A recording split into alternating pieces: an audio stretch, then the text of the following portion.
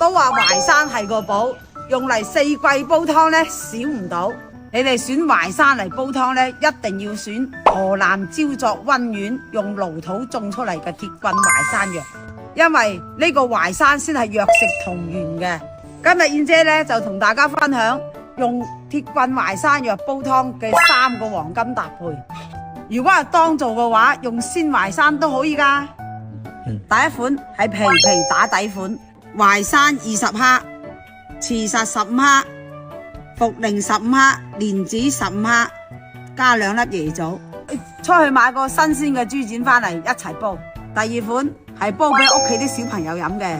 如果要追3條街嘅，淮山15克，搭配太子參8克，再搭配幾個紅棗，再搭配10克嘅茯苓，加2粒椰棗更加好飲。